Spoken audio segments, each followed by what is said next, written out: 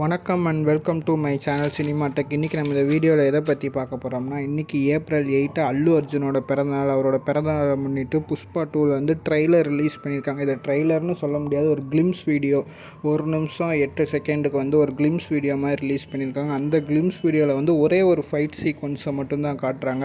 ஆனால் இந்த glimpse video வந்து ரொம்ப சாட்டிஸ்ஃபேக்ஷனாக இருந்துச்சு அப்படின்னு சொல்ல முடியாது. ஏன்னு தெரியல, அவரை மட்டும் ஃபோக்கஸ் பண்ணி காமிச்சிருக்காங்க. ஒரு வேளை அவரோட பிறந்தநாள்னால அவரை மட்டும் காமிச்சா போதும் அப்படின்னு நினச்சி காமிச்சாங்களா என்னன்னு தெரியல.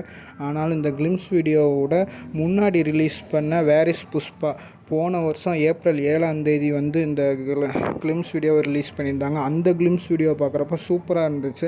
ஆனால் இந்த கிளிம்ஸ் வீடியோ பார்க்குறப்ப ஏன் சூப்பராக இல்லை அப்படின்றது வந்து தெரியல. அது மட்டும் இல்லாமல் இந்த படத்தில் வந்து இந்த பாட்டு வந்து ரொம்ப முக்கியமான பாட்டாக இருக்கும் அப்படின்ற மாதிரி சொல்லியிருந்தாங்க.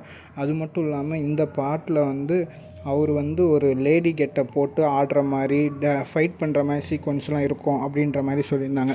அது என்னடா கெட்டப் அப்படின்னு பார்த்தா, திருப்பதியில் வந்து அடிக்கடி வருஷத்துக்கு ஒருக்க வந்து கங்கா ஸ்ரத்தா அப்படின்னு ஒரு ஃபெஸ்டிவல் வந்து கண்டக்ட் பண்ணுவாங்க. அந்த ஃபெஸ்டிவலில் வந்து மென்னெல்லாம் உமன் மாதிரி ட்ரெஸ் பண்ணிவிட்டு அவங்களோட நேர்த்திக்கடனை வந்து செலுத்துகிற மாதிரி இருக்கும்.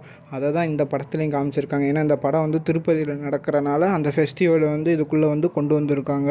அது மட்டும் இல்லாமல் இந்த படத்தில் வந்து இந்த சீக்வன்ஸ் மட்டும் எடுக்கிறதுக்கு மட்டும் 50 கோடி செலவு பண்ணியிருக்காங்க. அதே மாதிரி 35 நாள் கிட்ட வந்து இதுக்கான ஷூட்டிங் வந்து போயிருக்கு. அது மட்டும் இல்லாமல் இந்த சீனை வந்து எடுக்கிறப்ப வந்து அல்லு அர்ஜுனுக்கு வந்து சிவியர் பேக் பெயின் ஆனனால 2 வாரம் கழித்து தான் இந்த படத்தோட சீனை வந்து எடுக்கவே ஆரம்பிச்சிருக்காங்க.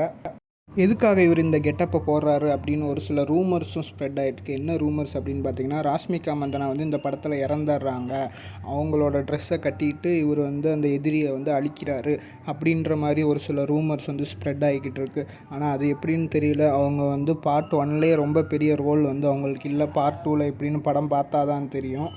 நான் பார்ட் 2ல் வந்து ஈகராக எதுக்கு வெயிட் பண்ணுறேன்னா, ஃபகத் ஃபாசிலோட ஆக்டிங்கை பார்க்க தான். ஏன்னா அதிலே ஒரு 15 நிமிஷம் வந்து மனுஷன் வந்து கலக்கி விட்டுருப்பா. அப்படி இன்னும் அவரோட ஆக்டிங் வந்து எப்படி இருக்குன்னு இந்த படம் ஸ்டார்ட் பண்ணி ஒரு 3-4 வருஷத்துக்கிட்ட ஆகும்போது. ஏன்னா நடுவில் வந்து KGF 2 வந்து பார்த்தனால இன்னும் கொஞ்சம் பிரம்மாண்டமாக எடுக்கணும் அப்படின்ற காரணத்தால் இது டைரக்டர் வந்து கொஞ்ச நாள் வந்து ஷூட்டிங்கை கட் பண்ணிவிட்டு ஸ்கிரிப்டில் வந்து நிறையா சேஞ்சஸ் பண்ணியிருக்காரு அப்படின்ற மாதிரி சொன்னாங்க. அது மட்டும் இல்லாமல் இந்த புஷ்பா 2 வந்து இதோட ஸ்டாப் ஆக போகிறதில்ல, புஷ்பா 3 அப்படின்னும் KGF மாதிரியே நாங்கள் சீரீஸ் மாதிரி கொண்டு போக போகிறோம் அப்படின்னு சொல்லிக்கிட்டு இருந்தாங்க.